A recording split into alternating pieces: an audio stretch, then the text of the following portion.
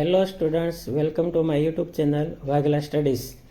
જો તમે મારી ચેનલમાં નવા હોય તો મારી ચેનલને લાઇક કરો, શેર કરો અને સબસ્ક્રાઈબ કરો, જેથી કરીને મારા નવા વિડીયો તમારી સુધી પહોંચી શકે.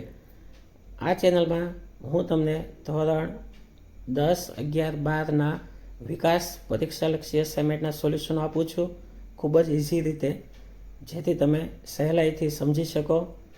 તો આજે આ વિડીયોમાં ધોરણ 12 એકાઉન્ટ સેક્શન ઈ પ્રવેશના દાખલા નંબર 5થી 10ના સોલ્યુશનો આપવાના છે.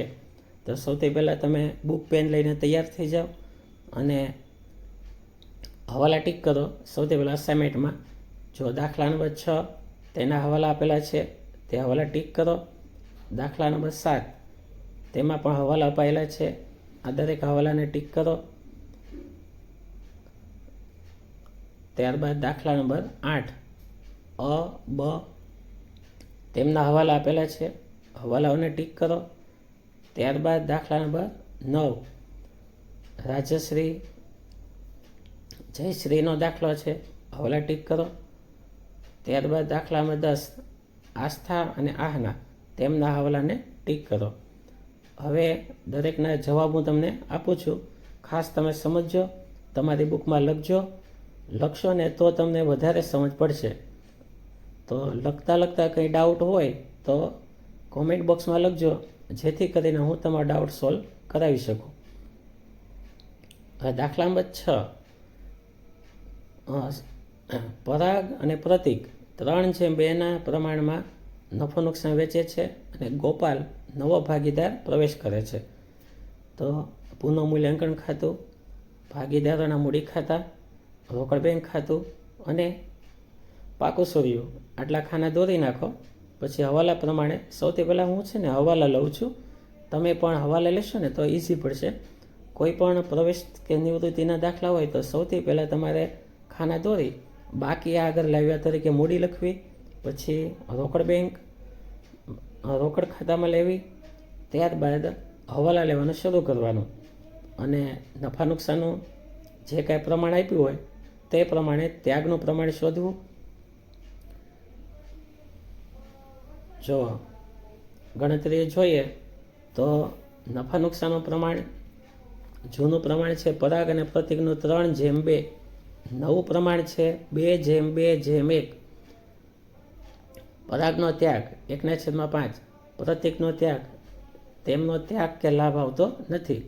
ગોપાલ 20,000 રૂપિયાની પાઘડી લાવે છે, પરાગનો ત્યાગ છે, તેથી માત્ર પરાગને જ પાઘડી આવશે. હવે મૂડીની ગણતરી, ખાસ તમે મૂડીની ગણતરી સમજજો, કેમ કે જો તમે મૂડી ખાતામાં ડાયરેક્ટ ટોટલ લખવા જશો તો નહીં આવે. તો જમા બાજુનો સરવાળો પરાગ અને પ્રતિકનો 1,17,500 આવે છે, તેના 20% મૂડી ગોપાલ લાવે છે, તેમના 20% થાય 23,500, આટલી મૂડી ગોપાલ લાવશે. ત્યારબાદ 1,17,500ના અડધા કરવાના 58,750, આ પરાગ અને પ્રતિકની નવા નફા નુકસાનના પ્રમાણમાં મૂડી થશે. હવે દાખલા નંબર 7 જવનિક અને વિકી 2:3ના પ્રમાણમાં નફો નુકસાન વેચે છે. હવે તેમાં પુનઃ મૂલ્યાંકન ખાતું, ભાગીદારોના મૂડી ખાતા, રોકડ બેંક ખાતું અને પ્રવેશ બાદનું પાકું સોર્યું આપેલું છે. ત્યાગની ગણતરી કરીએ તો દાખલામાં ક્યાંય નવું પ્રમાણ આપેલું જ નથી, તો ત્યાગનું પ્રમાણ એ જ તે જૂનું પ્રમાણ થશે 2:3. હવે દરેક હવાલાની અસર આપેલી છે,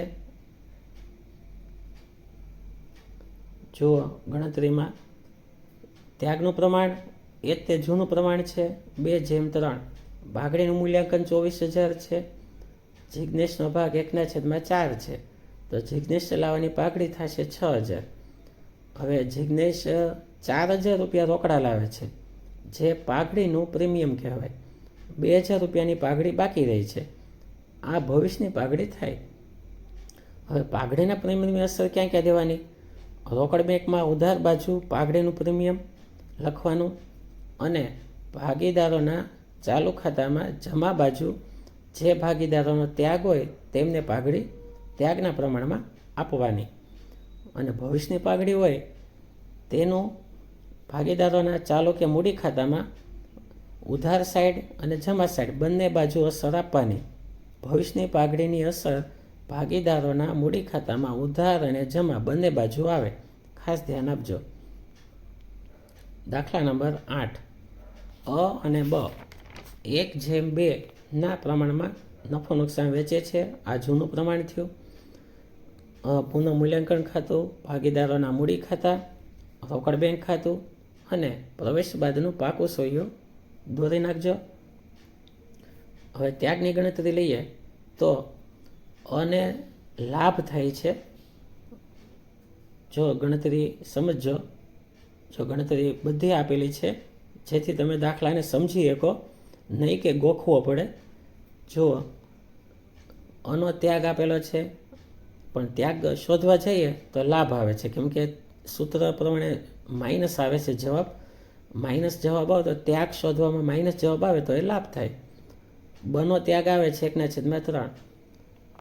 એ લાવવાની પાઘડી 60,000, જેને લાભ થાય તેમણે પાઘડી લાવવી પડે. કએ લાવવાની પાઘડી 30,000. આ બંનેની પાઘડી બને આવશે. શું કામ કે બનો ત્યાગ છે એટલા માટે. પછી મૂડીની ગણતરી. કની મૂડીને પાય તરીકે રાખવાની છે. કની મૂડી 50,000 છે.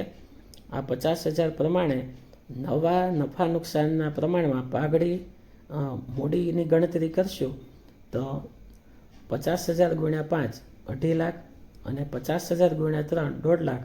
આ નવા નફા નુકસાનમાં અ અને બની મૂડી આવશે, જે મૂડી ખાતામાં પહેલાં લખવા, પછી બાકી આગળ લાવ્યામાં લખવું અને ત્યારબાદ ગણતરી કરી અને બાકીના હવાલા ચાલુ ખાતામાં આપવા. દાખલા નંબર 9. રાજશ્રી અને જયશ્રી 4:1 પ્રમાણમાં નફો નુકસાન વેચે છે. હવાલાના ખાતા દોરી નાખવા. પુનઃ મૂલ્યાંકન ખાતું, ભાગીદારોના મૂડી ખાતા, રોકડ બેંક ખાતું અને પ્રવેશ બાદનું પાકું સોરિયું. હવે ત્યાગની વાત લઈએ તો જે જૂનું પ્રમાણ છે એ જ તે નવું પ્રમાણ થશે, અને હવાલામાં પાઘડી નથી, બરાબર, તો પાઘડીની કોઈ અસર આપવામાં આવતી નથી. જો તમે ગણતરી જોશો તો આ રીતે મૂડી ખાતા બનેલા છે, પાકો સોરિયું બનેલું છે. કંઈ ન સમજાય ને તો મને કોમેન્ટ બોક્સમાં લખીને સમજાવો, જણાવજો. દાખલા નંબર 10. આસ્થા આહના 1:1 પ્રમાણમાં નફો નુકસાન વેચે છે. સોનું નવા ભાગીદાર તરીકે પ્રવેશે છે. તો પુનઃ મૂલ્યાંકન ખાતું, ભાગીદારોના મૂડી ખાતા, રોકડ બેંક ખાતું. ગણતરીની વાત લઈએ તો પ્રવેશ બાદનું પાકું સોરિયું ગણતરી. આસ્થા અને આહના જૂનું પ્રમાણ છે 1:1, નવું પ્રમાણ છે 4:3:3, ટોટલ 10. આસ્થાનો ત્યાગ 1/10, આહનાનો ત્યાગ 2/10. ત્યાગનું પ્રમાણ 1:2.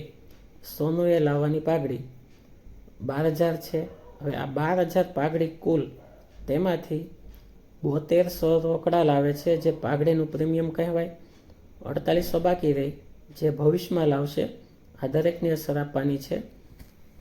પછી રોકાણો 19,200માં રોકાણો આહના લઈ જશે, તો આહનાના ઉધાર બાજુ લખવાના, અને